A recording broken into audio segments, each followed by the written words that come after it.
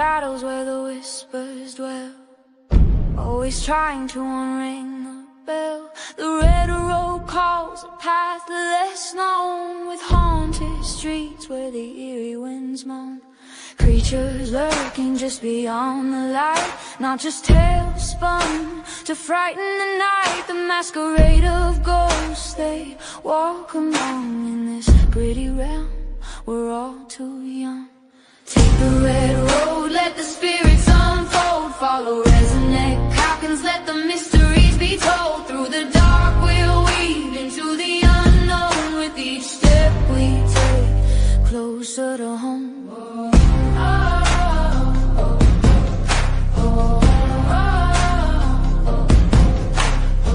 They say it's fantasy, those hidden cries, but the brave-hearted witness the truth in the skies. Ancestral voices in the softest breeze, whispering wisdom that brings you to your knees. Those who mark when shadows start to crawl are the first to flee. Welcome back to another week of Red Road Paranormal. I greatly appreciate it with your favorite RezNeck here. Tonight we got a special show. We have Anthony, make sure I get this right, Simonelli, and we have Jennie Collucci on the show tonight. So come on up. Hello. How you Did doing? I get it right? How you doing? How you doing? Right. All right. Want to make sure we got everything right. So for my viewers that normally tune in that don't know who you guys are, why don't you tell us a little bit about yourself? Go, Anthony. Go. No, you go. You go. Ladies first. That's the proper way. I love it. That's very nice. We work together, obviously. So couldn't tell. Yeah, we're definitely a pair. I'm Jennie. I've been investigating the paranormal for about 25 years now. I'm definitely much more on the skeptic side. Not skeptic, I would say critical thinker side of things. I'm not a sensitive, I'm not a medium, anything like that. I like to approach things really scientifically as much as I can. I realize that we can't always do that, and there's a lot of wonder in what we do, and I love that too. That's the beauty of it. I got involved really to try to help people not be afraid, to try to calm people who were really scared, whether it's in their business or their home, and reassure them really by debunking things mostly, or helping them deal with what activity they did have. So that's my short story. And I am a co-host of Seekers Chronicles Paranormal Historians with my friend Anthony. Yeah, which we just came off of. We just came off of, so we're a little bit. We came off our show, came right on to your show. I appreciate that. Oh, I know how it's like with the quick turnarounds. You know, and I love the fact that you mentioned how you like to debunk things first. That, in my opinion, you have to. As a paranormal investigator, I'm also a psychic medium, more like a 4X, but still, I look at debunking things first. He stole your joke, Anthony. He stole your joke. I know, that's my joke. I use it all the time. Hey, see, we get along. Forget about it. Right, but don't you think we should work together, right? Like, I love working with mediums. I love working with mediums. Oh, yeah. And the thing is, what I love about that is the fact that sometimes you'll be in a location where you have a spirit in the corner going, I ain't doing those stupid human tricks. I ain't going to mess with that equipment. And they're just sitting there, they're talking to you as a medium and not interacting. You know, a lot of times you have, hey, dude, you got to give me some props here. You got to go interact with this. Let them know I'm not full of BS here. Right. So sometimes they do. And sometimes they go, stupid human tricks. Me too. Yeah. So Anthony, tell me a little bit about yourself. I've been investigating since I was 13 years old. So going 50 years, I've been doing this. Okay. I was doing it before people actually accepted it as much as now.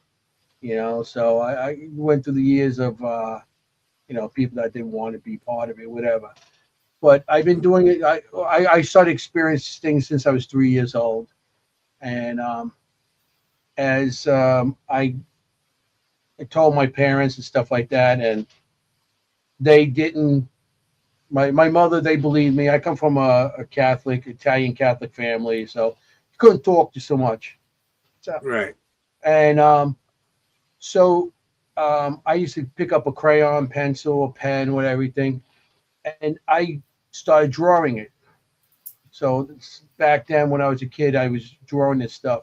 So I do spiritual art right now. I'm a spiritual. I call myself the spiritual sketch artist. Okay. And when I go into locations, I see different, like you said, spirits and stuff like that. Mhm. And they're in the corner. They don't want to deal with the equipment, but I'll see them and I can draw what I see. So I actually give a face to the dead. Okay. Cool. I So like that's that. what I do. And I've been investigating for years. So, I've been to a lot of locations and stuff like that. And we got our podcast. And so keep busy that way. Nice. Nice. Yeah. As an artist myself, I've yet to mix the two of the paranormal with my artwork.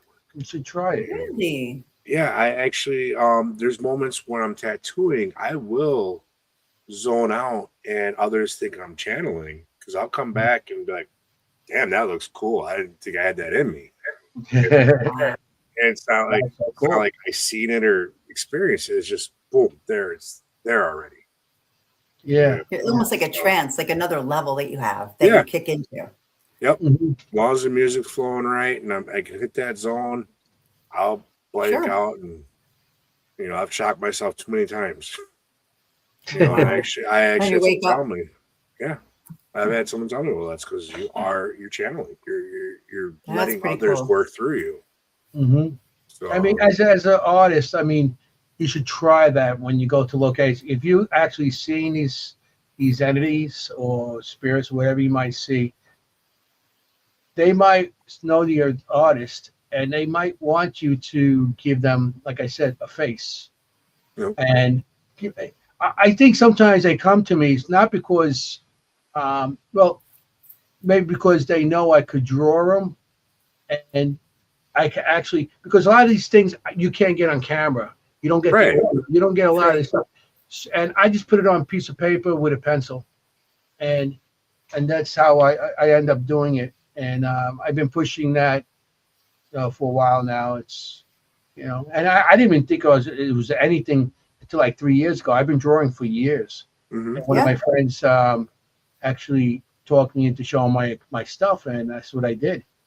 And now it's everybody seems to appreciate what I've done through the years, because Right. I thought it was my own personal experiences, and not everybody believes your personal experience.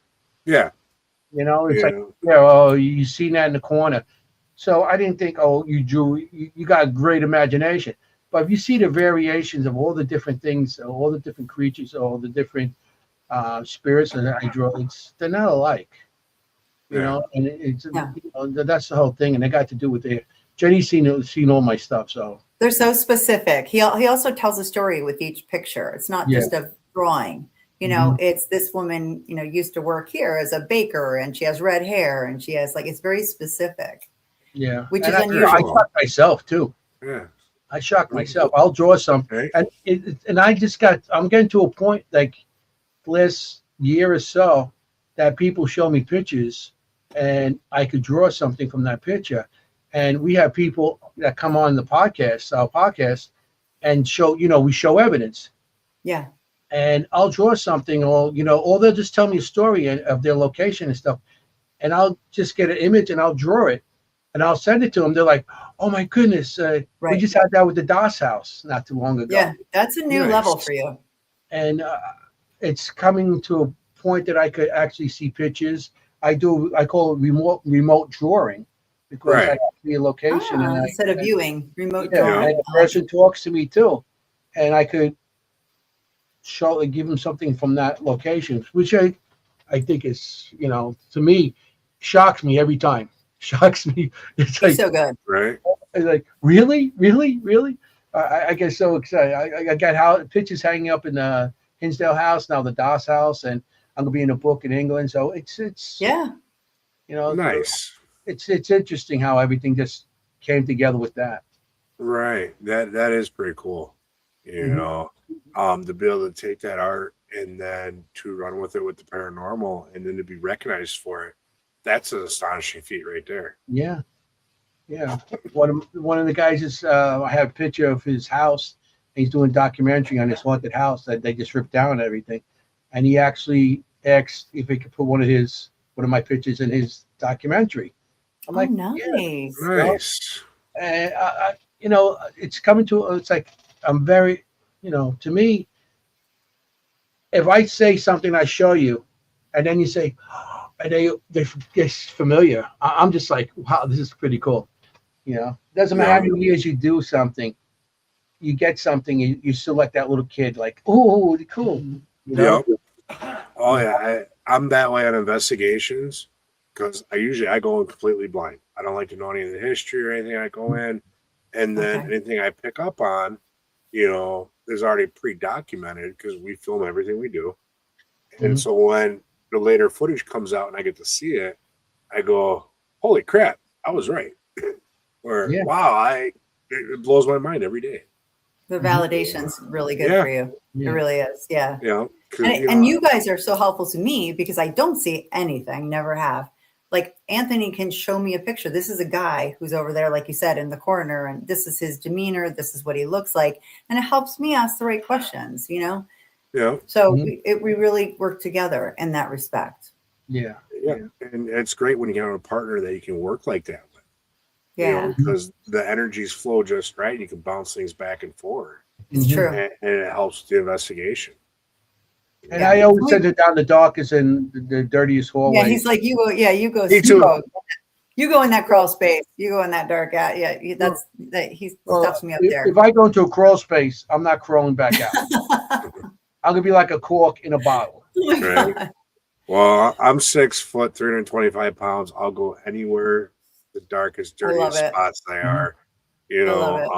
I've learned over the years that darkness runs from me.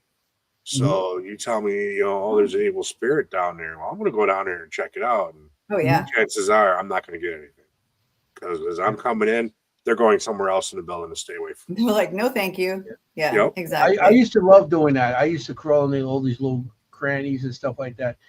But the body's not there no more. Now he makes me. Now he just shoves me in there. So it's like, hey, Jenny, you think you could do it? Yeah. Yeah. Just like Mikey. You get in this coffin, Jenny. Yeah, you go in that. But I am an attic and basement person. Like I always go like right to the basement or right to the attic. I love those places. Yeah, best places. Well, it's like Gwen and me went on a road trip last summer for Paranormal Walkabout, and we were up at Eloise. Right. First place I wanted to go was down in the basement by some of the tunnels. I was drawn down there. Ooh, slapped the old Estes gear on, and away I went. Yeah, that's the place to go. I agree with you. Yeah, well, spirits I always found out hide in cluttered areas. Usually the basement or the attic are the two areas where there's more clutter than anywhere. And that's why you always see shadows in those places too, because there's usually stuff there that, they're hiding behind. I don't know if it's where they go to stay. I don't know. But I think with that theory, it's because it's the least trafficked area. Because you don't have a lot of people that go into the basements or in the attics. They use them for storage, and they can kind of be left alone. Or the other option is maybe there's something that they're fond of in one of them storage areas that they're trying to stay close to. Yeah. Something stored up there. Yeah. Some of their property, their old property, or something like that. I never thought of that. You often do pack things up when someone passes away, right? And store it in a hope chest or like a box or something in the attic. Yeah, and it's always stuck in the attic. And sometimes you have grandma's wedding dress in the attic, right? Yeah, right. Always. Yeah. Right. Something personal, to a person that, That makes sense. Yeah. And so I feel that's good, that's, if you have something personal. I'm a big believer of that. If you have something personal to somebody that was alive that's still around, and that's personal to them. I always use it when I used to speak. I used to say like a guitar. This guy played the guitar his whole life, and that was his main thing. Now he passes, and nobody in his family plays guitar, so they sell it or they give it away, whatever. And that guitar still has his energy on it. And this person could still be around it. That's only if they don't pass over, because not everybody stays. All right. Yeah, some do pass over, some come back. You know, visitors. I got some visitors. Some decide just to stay here and not go over. And I've noticed even with some of the stuff that is left behind, even if they pass over, they'll still come back and check on their things and their family. You know, so like your guitar situation, yeah, I could definitely see it from the energy being left behind from playing that guitar for all them years, the blood, sweat, and tears that are put into it, along with the energy. It's going to hold it. You know, I feel that's possible. You know, and then whoever now is playing that, you know, they're going to start having experiences, and if they're sensitive enough, they very well could be channeling that other person in. And they're learning from the other side. Good or bad. Right. That's interesting. That's I guess that could be possible. You know, they are channeling through it if they have abilities. Imagine have like Jimi Hendrix guitar, or and then you go out there and you have Jimi Hendrix guitar, and you could challenge to Jimi Hendrix, and you be the new. You know, it's like wow. One of the greatest guitarists again, you know? It's a great example, a musical instrument. It's so personal. It is. You know, that's their precious, their love and joy. You know. So that, definitely. I could see that. I like it. Yeah. You know. Definitely energy wise and stuff like that. You know? I was part of a documentary where there was an antique shop it was a documentary about an antique shop in New Jersey, in Denville, New Jersey. And they had a guitar that they didn't sell because it wasn't just energy. It was really negative. Like there was some really negative events associated with the person who originally owned it, who passed it down. And then there were more negative events. It seemed like bad kind of things just followed it. So they made the decision not to sell it. And I actually I'd seen that guitar move, like fly over, things like that. Like really, it was the first, that place was the first time I had seen objects move and fly, cameras turn, things like that. So I've seen cameras turn. Energy. That's some energy. I mean, I've seen doors open, but nothing like, you know, things flying off shelves. Now, with that example, I almost wonder now, let's play devil's advocate here. Is it that it's negative, or is it that something is waiting for the right person to walk into that store, the right energy to take that home with them in order to play it? Like we were saying, someone's energy could be the last person who owned it, loved that thing so much that will not allow anyone to take it unless they know they're going to love and cherish it like they do. I think it's so funny that you said that, because I was recently, you're going to think I'm nuts, but I was thinking about this with houses. I was thinking, if say you build your house, you live in it with your family and you own it and you loved it and you raised your kids, and someone moves in and like really hates it. I always thought, well, maybe you might not like that so much, you know, kind of thing. And you might make them miserable in that house. Same idea. Like you're waiting for the right people to things call out to you also. Some things actually just call out to you. You go there and go, this is it.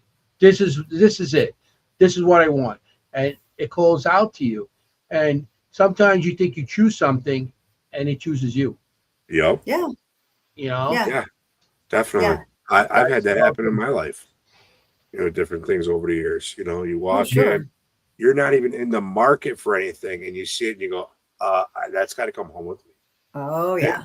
And there's nothing that's going to stop you from taking it home. Right. You know, you could be spending your last dollar to eat for the week, but you're buying that item. Unless your wife stops you. I ain't got one of them no more, so I ain't gonna worry about that. Oh, okay. Or your bank account stops you. Yeah. That's Spend your last dollar. Yep. You're down to your last dollar. So it's just interesting how objects, you know, are like we were just talking about, you know, trigger objects on investigations. And we were just talking about the trigger objects. And I'm a big believer, and so is Jenny, trigger objects on certain locations and stuff, especially with children and everything, you know. But really thinking about them, like really making them specific. Like we were talking about, like I do a lot of 1700s places. Like I have wooden toys, I have marbles, I have jacks, things like that.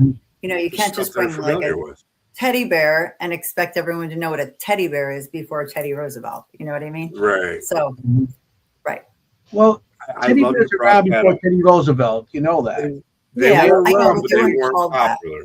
Yeah, they Yeah. weren't popular, and since he had one, that's why they call it Teddy's Bear. Right, exactly. Yeah. But you they don't were bring a around Tonka before truck.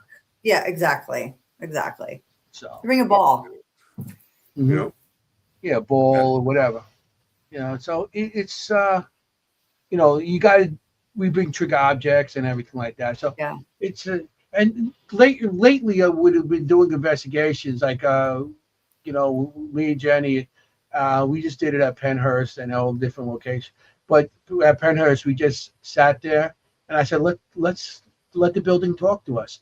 We just sat there with our recorders always and do our that. video you know, with the video, the night Yep. vision cameras on, and just let everything talk to us. And she got one video. Well, what was it? It said it actually cursed at it cursed. So I just turned the recorder on and we said we're just going to be silent and listen to the building. And we're pretty good about really giving it time, because some people do that for like 3 minutes.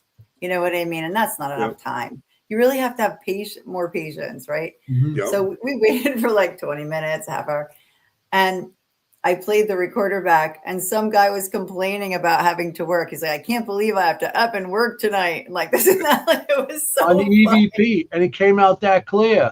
It was so clear. I was like, that's not a person. Like, it was that loud. This guy, Yeah, as soon it as was we got one of the quiet, locations. this guy was like, I can't believe this. Yeah, that was at Penhurst. So that's the recent one we just I did. love those kind of EVPs that are hilarious. Yeah, I had a it was like, did he just say that? He was like, I know. it's like, Can't believe I gotta whoa. work.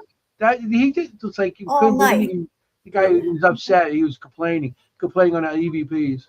It was great. On the recorder, he had to work all But you night. know, if we weren't quiet, we might have missed it. You know, if we were talking over it, we might have missed it. Yeah.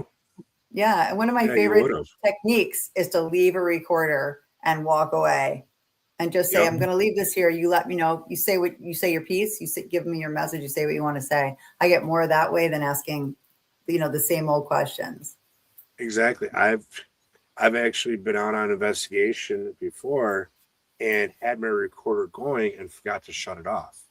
Yes. So then it's in the car for hours with me. And you go out and you realize, oh, it's still on. You back it up a few minutes and you have something there. Yeah. You know, hours away from the investigation, miles away, nothing should be there.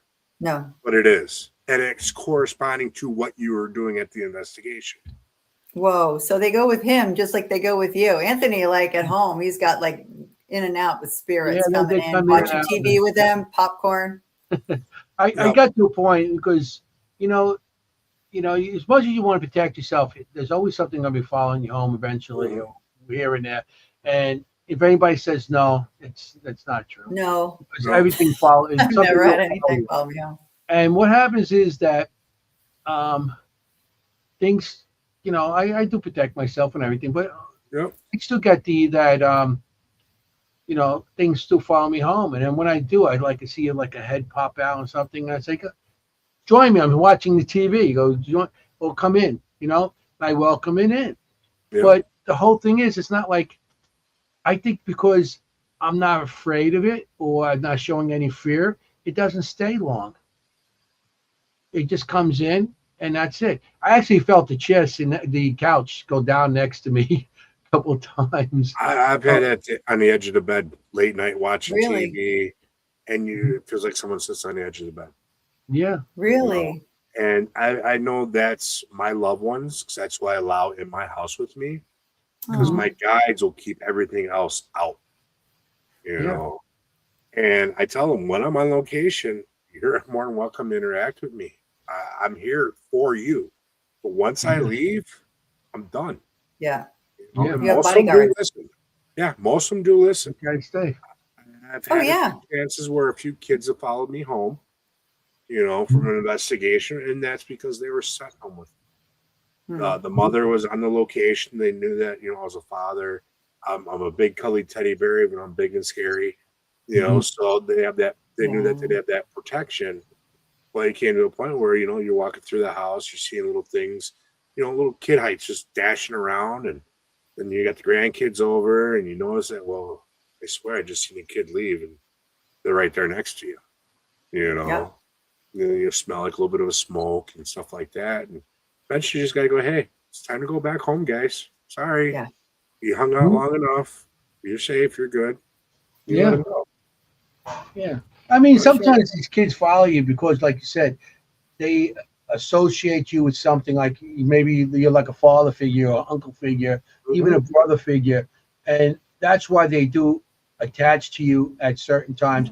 It's not True. only a child. I mean, you could be on a location and a woman or a man, and they feel some kind of connection to you, your life, and their what their life was. So that's why I think that's my theory why they follow you sometimes. Yeah. Mhm. They feel that connection somewhere along the line. If it's not, a family member or a friend or boyfriend or girlfriend, whatever it might be. That's why I think they have a connection because they associate you with something else. Yeah. You know. Yeah. They can trust you. Yep. I've gone to a few locations where it's come out that I've been there in a past life. So the location itself welcomes you in.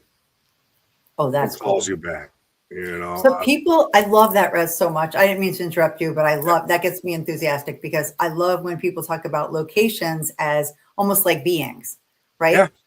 Mhm. Like living things.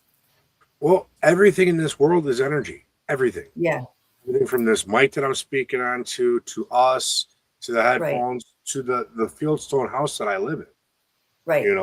It's all energy. It's just in different forms. Exactly. So Yeah. it's Exactly. all living and breathing at some point in time in some sort of way. Right. So, But house yeah. has a life of its own, really. And like land has a life of its own. And Anthony knows like I'm a huge, huge outdoor investigator, like out in hikes and in the woods and everything like that. And people think, oh, how'd you get like an EVP in the middle of the woods? Are you kidding? Like I get a ton of EVPs in the middle of the Yeah. woods. Yeah. I've why done would Estes you in the not? middle of the woods. Yeah. This past Christmas Eve, my brother was dealing with some issues. He had lost his son the year prior, and he just wanted to go hang out and ride in the woods all night. I'm like, fine, let's go.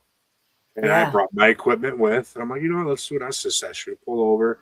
And I don't know if you guys are familiar with the no you didn't in the woods. You hear a baby cry? No, you didn't. You hear your A name fox. called? No, you didn't. Right.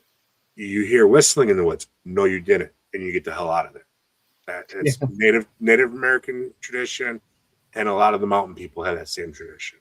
Yes. Well, I'm out there doing Estes, and I'm spitting out what's coming through, what I'm hearing, and all of a sudden I go, I had the brains enough not to whistle back, but I go, I heard a whistle.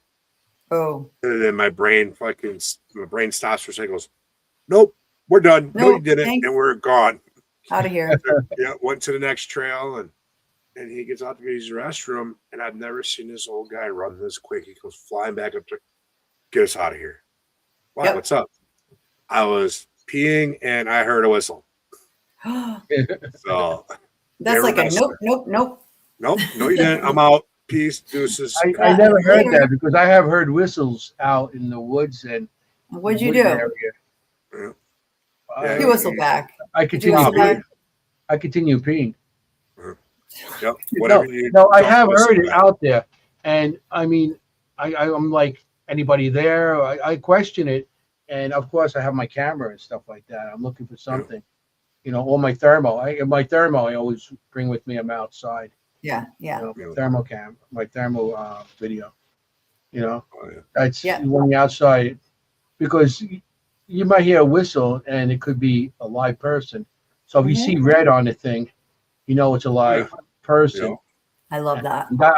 I worry more about live people out there than Always. Always. than Yeah. the deceased. Yeah. If you see a blue thing there, that I'd be like, oh, okay. Anybody Let's there? Yeah, I'd be like, let's talk. You want me to Yeah. sketch you? Right? I'm not you, Rez. Like I'm alone in the middle of the woods and I hear somebody whistling, I'm out, kind of thing. Yeah. Right. That's just Yeah. traditions. I'm more afraid of follow a them. human, Yeah. living human out there. I'm from the city, so we don't got those traditions. Yeah, okay. Yeah, see, I was born and raised in Chicago, but I transplanted over 20 years back up here to the reservation. So I got 20 Okay. years in the woods. So Nice. these are all things I've learned over the last 20 years up here. Mhm. I love these. I love what you said with the three. That was really interesting. I hadn't That's heard that. interesting. I never heard that, but Yeah. I'll keep that under advisement because I have I feel heard like- Baby on the Woods. But it was a fox. I had one I on have- a recording. Sometimes yes, sometimes they can be, but Yeah, not that's what always. I debunked the one place. It was a fox, but Yeah, they sound like babies. It was in a barn up in the Newburgh, and we heard crying like a baby crying, and I'm like, oh, that's pretty cool. Right. But then I looked into it more. There was red female foxes in heat up there, and they Yeah. sound like crying babies. Okay. And so yeah, so that was interesting. It was like because I don't like to go and say everything's haunted. I'm not a person like that. I go in there and say, people tell me, oh, that place is haunted. Okay, you got to prove it to me. I got it. It has to be proven to me. Yeah. I'm on the same boat there. You Yeah, know? the problem with that is that you're starting at a conclusion, right? So like we don't want to do that. And everybody gets sick of me saying it, but I think you should do this. Like, don't try to come to the point where it's haunted.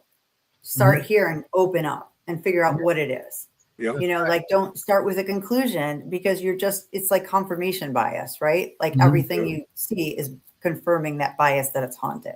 Yeah. Right.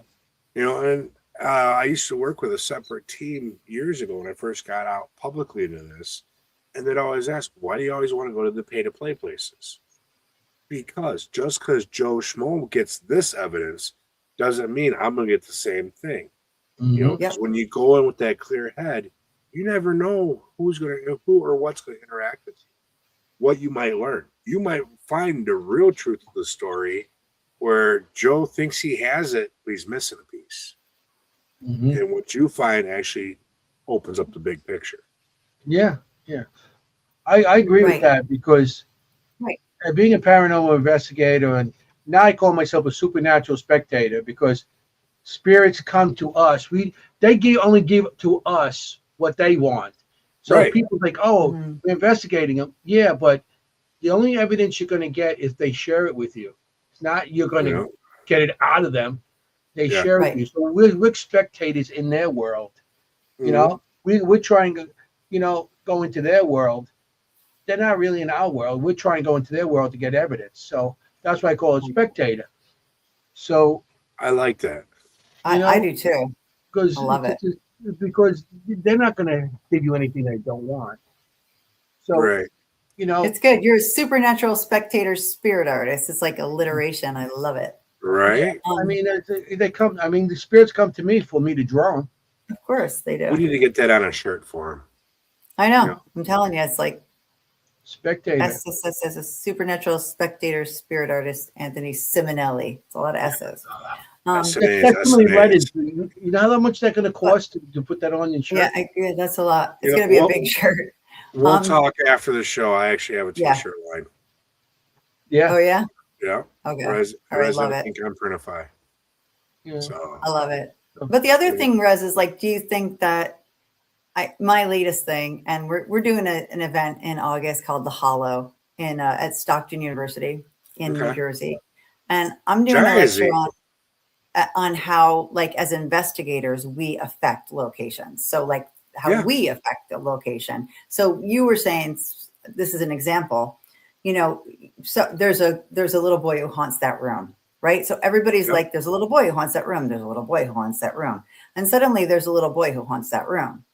But is there really a little boy who passed away who haunts that room? Or did we just create, right? Like a thought form of a little boy.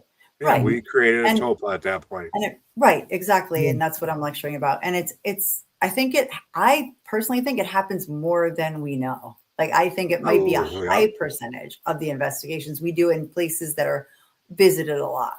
Yes, you are correct, ma'am. I'm the first one to say, you got to watch what you say that's out there, because there's been examples where I've heard people go in different locations and be like, again, we met Joe there.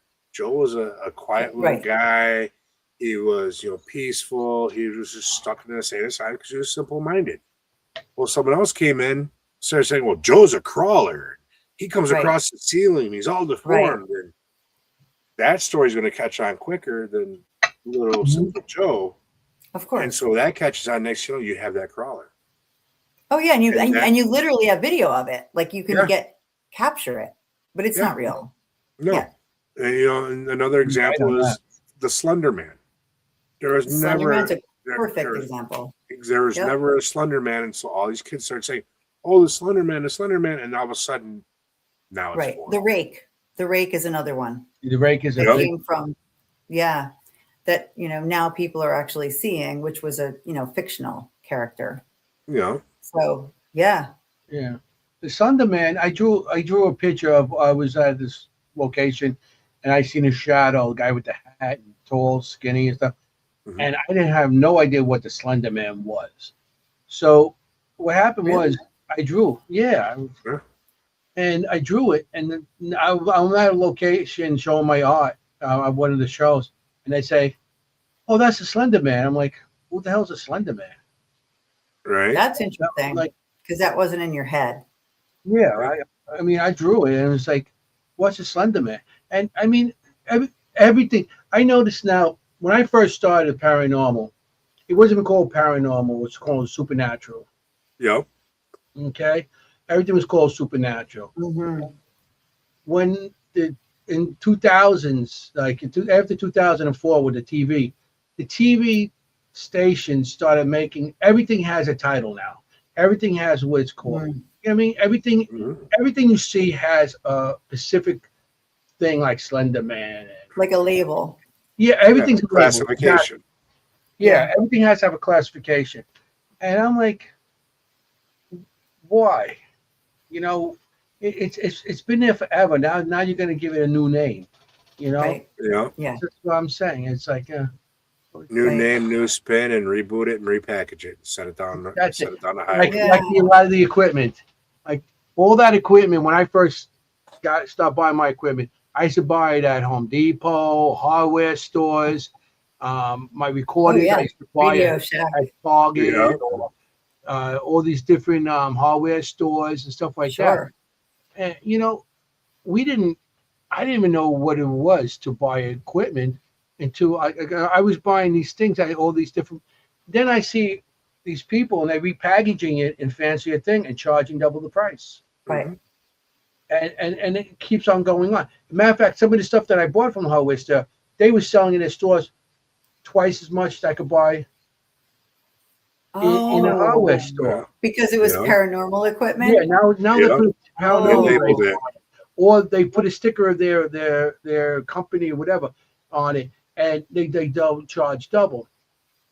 Yeah, Walmart. I still use one. I still use a tape recorder as well, but I have a compass that I still carry. That was one of my first pieces. I always have a compass on me because that's when I first started. See? I always have a compass and my dowsing rods. Me too. I always have my pendulum on me. There you go. I got that also. The basics. I'm trying to go back to some of my old stuff, but they repackage everything into all this other stuff, and I was looking and it's like I could buy that. Look at the cat balls that everybody uses now. All those cat balls they put there and they use. All right, the lights up. Yeah. You go to a Petco or something, you buy them quarter the price than if you could buy it. Right. I mean, I could buy a dozen for the price of like 3 of them I could get from online because now they call it paranormal equipment or paranormal. You know what I mean? And it's something how they just up to even when we used to go on investigations before it got really popular, I could go to a place like $50, $60. Now these things are like thousands of dollars. Are you kidding me? Yeah. It's expensive to buy the equipment nowadays. Mm-hmm. I know my previous team I worked with, we had over $20,000 in equipment alone. Yeah. And for a guy like me, I'm sorry, I can't afford that. No. Mm-hmm. But Alicia made a comment before, if one can find it, talks about going into a location and your energy can affect the location on the investigation or something. 100%. Oh, yeah. Yeah. That's one Yeah. thing that a lot of people don't realize. If I you're having completely a bad agree. day, if you're having a bad day or you're fighting with your wife, don't go. No. Because you can put yourself or your team or whoever's there with you at Yeah. some sort of harm. So Yes. true. I always notice if you go in with a negative attitude, you get less evidence anyway. Yeah. Yep. You go in with a positive attitude, giggling, laughing, whatever you're going to do, and a lot of times you get a good, best EVPs when you're talking amongst each other and you have your recorder because they're answering at you or they're laughing at your joke or something. You're like, who was that? It was only us two here, Right. Yeah. And you go in with positive energy because you go in negative, you're going to get less evidence. And yes, you could have something hurt you if you're not careful.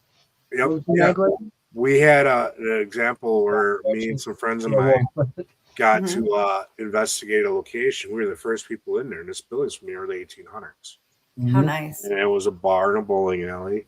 And we were down in the basement where the old bowling alley is. The lanes are still in there, and a bunch of junk scattered everywhere, like we were talking earlier. And it was quiet. So we just start chopping it up, cracking jokes with one another. And of course, me being native, I start cracking some of the racist native jokes. Okay. All of a sudden, the equipment is going off like no other. We actually had one of the pieces go off so hard that it fried a brand new battery. No way. Not shut off. I've seen this happen, so I believe you. Like I know that what you're saying. And it was one of the most goofiest things ever. It was what did I say? Oh, I work out at my local casino asking white people if they have reservations too. And it just blew up the whole piece of equipment. That is hilarious, actually. But I think that if I were like, you have to always put yourself, like, I'm not as sensitive, but I try to be empathetic. I try to put myself in the position of, someone who used to, I say this to Anthony all the time, like, what was it like to cook on this fire? What was it like to have 10 kids because you might lose some? You know what I mean? What was life like, on the prairie or in the Revolutionary War or whatever? Like, I really try to put myself in that mind frame. Into their moment, You can connect better like that. I really think that, you going in as like 2026 Jennie, what do we have in common? You talk about things like, I have children. Did you have children? Like, I'm a mom. Are you a mom? Those are the things people throughout the ages will be able to relate to. Yeah. Oh, definitely. I go in not only with my native background and my history, but I go in as everything else I've done through my life. And I try to connect to every location. And I found out on a lot of these locations I go where I'm running into Native American spirits, they're welcoming me in, and then the rest will start warming up to me eventually. The first ones are the heritage, the bloodlines. And we've seen that with friends of ours who have some native blood, in their some native heritage, that they sometimes connect better. They really do get better connection. Yeah, I was out with some other mediums at a location they'd been to before, and there's native burial grounds there. And she goes, "Yeah, I've always seen a few out here and there." But when she walked out there with me, she looked just like, "Oh my God, the field is filled with them." And being a wise ass, I turned to her and go, "Welcome to my tribe. They walk with me everywhere." Because these locations we end up going to, it seems like every time I show up to one, they send one of their scouts with me. That's so nice. Oh, I love that. It kind of makes sense, because what did the white people do to the tribes? They massacred them. So why would they go, like a guy like me, why would they come to me when they got somebody that has their blood that they feel more safer with? Right. That's the whole thing. That's why I always associate, like I said before, you go into like a hospital of like a Trans-Allegheny or something, a hospital, old asylum type of thing. You go in with, I go in with cameras and stuff. I don't carry stuff in my hands because how did they torture these people? How did they experiment with things with lights and buzzers?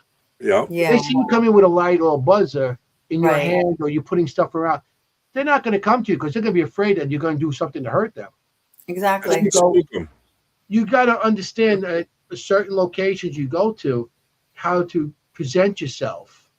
You know, like you're Native American, and they'll come to you faster than they'll come to a guy like me.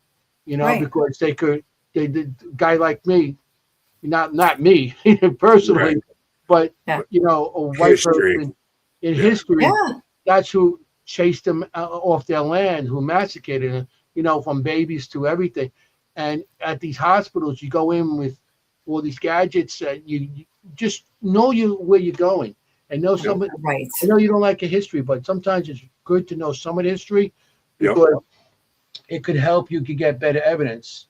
Right. And that's how and also it helps you get the EVPs, questions on EVPs. Like Gettysburg, I always ask certain questions, colors of uniform, even the buttons, because certain buttons meant for certain divisions of certain states, what was on their buttons, or, you ask questions like that, to get specific to certain things. That's a really good point, Anthony. And I've even I don't think you can't be selfish. Like I've been in places where I know no man is going to answer me, and I'll have like one of the male investigators be like, you need to talk. You need to be the one to talk. You need to be the one to answer the questions, because there's no way they're answering my questions here. Oh yeah. Because at that time there's no way they would have listened to a woman about these things. So hey, it's not about me. It's about the experience, the research, the discovery that we're all into, right? So I'll be like, Anthony, you need to ask the questions because they're not, and I'm not offended because we're going into a different time, Yeah. Yeah, I love what you said, Anthony. That was good. Yes, I agree with that. I was just on down in Baraboo a few weeks ago, and my question to them, because they weren't kind of answering anything, and we had someone on ask this, I'm like, are dirty old savages like me allowed in this building? And we got no. So back in the old times, the natives weren't allowed in that building back in the Western days. So that's why they weren't answering me. Do you have awareness of that? So did you stay out? I just kept my mouth shut and kind of helped when needed. I like it. It's like respect, even when you shouldn't. You know what I mean? Like even when that's the wrong thing to say. Like it's just a respect for the building and the location. Like I said, that's not cool, but but you know what? You got to realize in their time era, they're correct for what they believe in. Exactly. It's like not 2026 there. Just like another time eras, children and women were to be seen and not heard. So you were saying, you weren't let someone else speak or a male speak for you at that moment. Right. That's because that was the time era that they're from. Exactly. Which I would never do that nowadays. Heck no. Which I would never do now. You got a voice, girl. Let it roar. But, exactly. I would never let a man speak for me. But at that time, exactly. I'm happy to have Anthony do it, whatever. If you have a certain profession or you're certain, whatever, I just think it's better. The more connection we can make, the better. That's the whole idea. We're connecting, right? Yeah. Yeah, we just said something about trigger objects can be people. Oh, I'm sorry. Yes. I agree with that. People can be trigger objects. Sure they can.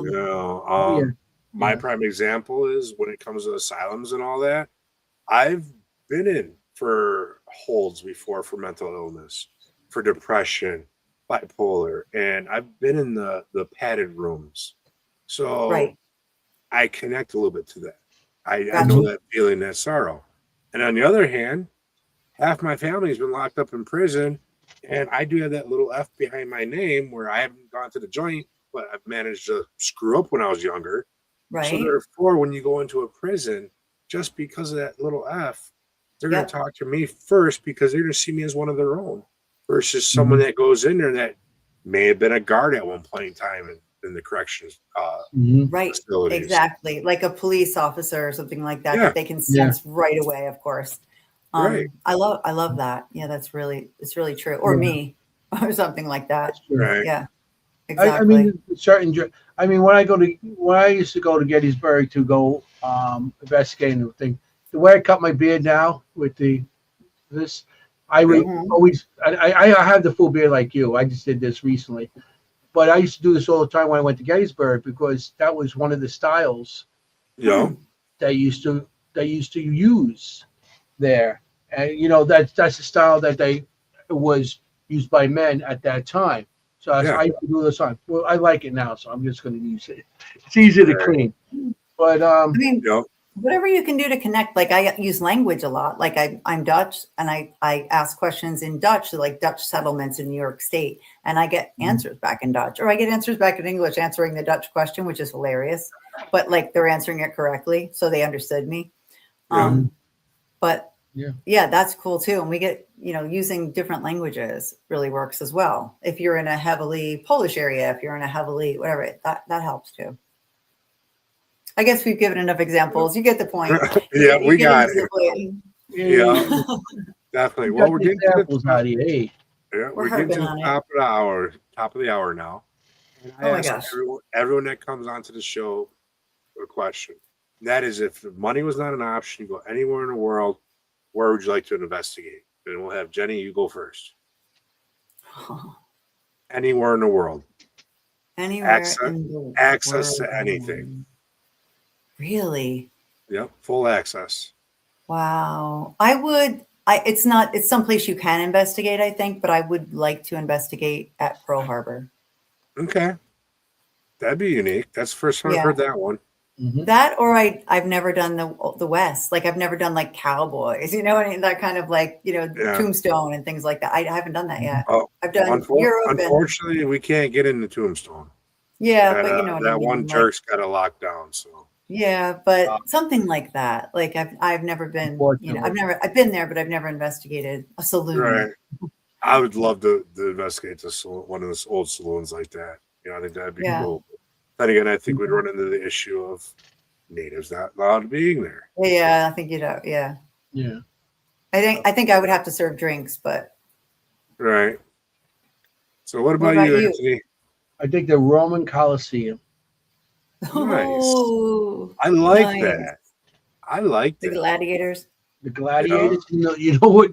Because look at all the stuff that happened there. That's a Yeah. great one. All the death between the death and all the emotions and everything that had to go on there. So I Yeah. feel the Roman Colosseum would be that would be my top place if I had all access. That would be Yeah. phenomenal. Tower of London would be another good one. Tower of Yeah. London. Yeah. Nice. Yeah, me, Yeah. everyone that watches the show knows this. My biggest thing is I want to do 30 days on the rock. I want to go to Alcatraz for 30 days. 30 days I will look. I've done Alcatraz back in I have 1986. But I did it on a tour and I had some crazy experiences. Also, back then in '86, there was no digital cameras and all this other stuff. And my camera, because I was taking flash camera, back then with 35 millimeter camera, like, it was like a box this big with a big. Yeah. And I still have one of them 35s with interchangeable lenses. Oh yeah. And my camera died. The camera didn't die. I took pictures on all of the outside. Yeah. Pictures on the inside. Then I took pictures on the outside. Was leaving. All the pictures on the inside did not come out. All the pictures on the outside did. What? I mean, not come out, but that was like. I remember back then you had to get your film developed. Yeah. Oh yeah. You had to get your take film it into developed. Jewel Osco or somewhere to. Oh my gosh, Yeah, those little well, photo mat things. Yeah. I've done Alcatraz as well in 1990, and Nice. a couple of times actually. But that would be an amazing place. Yeah. But go outside on the island, by the Here's where the the thing. apartments are, where they I live. want to do the entire island. That's why I want 30 days. That's a great There's one. You got 2 reasons there. A, because of the fact that I had that little F behind my name, and Right. 2, because of the AIM movement that took it over, the American Indian movement. They Yeah. took it over for an amount of time. Right. So therefore, Really? I should be able to get both sides of that energy to communicate with them. right. Mhm. And when you go, you're gonna not think of what you're gonna get. You're gonna just Just go with like the we flow. said, because you Yeah. never know. You might get some 30 days lady for who that used to island come would in be and cut awesome. hair, you know, like, Right. like Isn't that how long the Native Americans were there? Like 30 days, Something like that, 30 or Yeah. 60. I don't Before they remember removed exactly. them, or they do it on the whatever. tour. Yeah. You know, Yeah, I was that. That's back in the 60s, wasn't it? 60s, 70s, something like that. I think it was 70s. Could I have be. to brush up on my history. Yeah, I think it was the 70s. I love that place. Yeah, that was. I mean, I went, like I said, '86. I went back there, and a lot of places, a lot of parts you couldn't go in because it was falling down. Yeah. Right. And I got And- pictures. Oh yeah, I wish I would have brought that up because I have a picture of in the front as we're going there with the island. Hmm. Two people standing on the island watching us coming on. So I said something like to the guy driving us over there, because it was like the park people, and I said to them like, "Oh, there's people on the island." There's nobody on the island right now, and I got pictures of two people standing on one of the gates looking out Oh, cool. to us. You know, guards still doing their job. Good one, reporting guys. For Those are duty. good. Yeah. You know. So, all right, time for shameless plug time. So, how can everyone find you? Do you have any events coming up? Websites, everything. Jennie, Shows. it's all you. You want to do it? That's all me. Okay. So we have a podcast called Seekers Chronicles Paranormal Historians, where it's really where we talk about the history a lot of a place and where it meets the paranormal. Yeah. We do it with our friend Kim, who is a wonderful location medium and veterinarian, which really helps us with those animal noises too. Yeah. Yeah. Right. And we have a lot coming up, but the biggest event Our we have next one is Gettysburg. Gettysburg and the Hollow, Nice. which is a The huge Hollow. convention. Anthony's And going to do a workshop with spirit art. You can say Yeah, it, but I'm doing sketching with the spirits. I'm doing a workshop showing people how to sketch a little bit and how to, how to come across and how to draw a spirit. so good. Then after that, I'm going to be at the Parajam. It's in Gettysburg Parajam, which is pretty cool. It's they deal with the paranormal, and then they have bands A concert. Nice. jamming. So that's Very awesome. cool. Cool. It's a lot Cool. of fun. Then And then after the that- Hollow, which is the huge one. Like yeah, when you're like, for me, I'm doing a lecture on, like we said, it's called Haunted by the Living. And then I'm also doing a workshop, how to build a really simple, pod, like a pod. Okay. Very Yeah. cool. I'm a tinkerer, a nerd. We got Figured that out by the now. Ritz Theater. We're going to be doing a show at. We are. We're going to be doing the Ritz Got Theater. a lot of investigations coming up too. Yeah, we're Nice. going to be a different I'm gonna, and location. as soon as we get off, we're gonna be like, oh, we forgot this and we forgot this, but Yeah, That's I what have happened. everything written down. Different things. Yeah. And you guys are all on the East Coast, right? we are. I'm in Yeah, New Jersey. I'm he's in New York. I'm in And Queens. and I love when people friend request me on New Facebook. Jersey Like person. I'm the opposite of a lot of people. Like, please say hi, come say hi Yes, to us agree. on our Seekers Chronicles. Yep. We're Yeah. on When Facebook, we're I on- put the ad out earlier and I typed your guys' name and brought it up right away. Oh, we're already friends. Cool. Sweet. Yeah. Yeah, 8 to 10 I- p.m. 8 to 10 p.m. Tuesdays, just before you can watch us. Give Right. Hey, it a I'll try. have to start tuning in. I'll check you guys out. Oh, it's a lot of Yeah. fun. Alright. That'd be awesome. Thank you Yeah, so much.